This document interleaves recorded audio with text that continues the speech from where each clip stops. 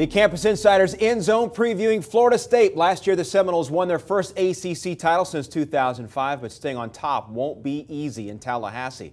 Managing editor Pete Futak here to help us look at the Noles a little bit here. And Pete, losing some top flight players like E.J. Manuel and Bjorn Warner, those things were expected. Losing 6 assistant coaches, not so much. So how do they keep this momentum going in the positive direction? They've got to hope that the talent level has risen to the point where they can just avoid all those other problems. Like you said, the assistant coaches are going to be fine. The coaches are going to get their job done. The issue is going to be, can they replace all those key starters on defense? Can they replace a playmaker like Manuel? Yeah, who didn't light it up necessarily for the Seminoles last year, but he was certainly a key player, first-round draft pick. He was fantastic. All those great guys on defense. They had prototype after prototype guy go off to the NFL. They got a lot of replacements to make, but their recruiting has been fantastic. They just got to hope that athleticism is going to carry them through early on. All right, so under center at the quarterback position, junior Clint Trickett saw the writing on the wall. He transferred to West Virginia. So now it's down to redshirt freshman Jameis Winston and another redshirt sophomore Jacob Coker battling out. So who gives them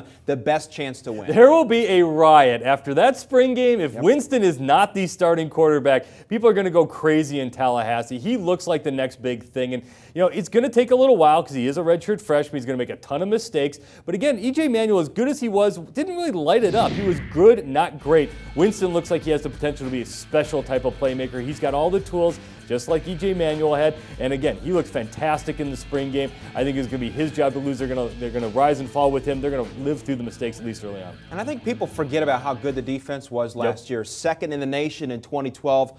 Only behind Alabama. Do they have the playmakers to do it again this year? We'll see very early on. They do have a guy in Tim Jernigan who's going to be the next big thing for the Florida State defensive line. He's going to be a star NFL draft pick.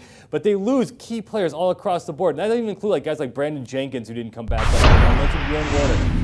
They lose all those great players from the secondary. They lose all those great players from the defensive line. There's going to be a little bit of a step back, but as we'll see in a second, fortunately, the schedule is nice and easy, so all those players are going to get time to grow. Nice and easy, except for the one game that just pops out there every year, and it's Florida. That's the one that everybody focuses on. So will this team be able to keep their domination in the ACC in the Sunshine State? Well, we'll see, but that like you said, for Florida, the key to that is at the end of the season. It's at the Swamp, so that's obviously going to be a problem, but all these young, talented players need time to grow and progress. Florida is very, very good, and that's another team that needs time to work on some certain things. They got to get their passing game going. They got to get everything working again with that defense, and they're going to get time to do that too, but it's the last game of the regular season. So for Florida State, they got to get through this early, easy part of the schedule. The first game at Pitt, the opener for Pitt in the ACC, that's going to be a rocking place for them. That's going to be a tough thing to get through. But if they can get through that, Nevada's good. They're not that good. Bethune-Cookman at Boston College, Maryland, they should be 5-0 going to Clemson without a problem. NC State, Miami, those are home games. Another road game at Wake Forest, and Syracuse and Idaho at home. That's an easy schedule outside of the two killers. Clemson and Florida, I think they lose those two when the other 10 go 10-2. Oh, nice double-digit win season like that in Tallahassee. All right, Pete, thanks very much. For more ACC team previews and a sneak peek at other teams across the nation, check out CampusInsiders.com.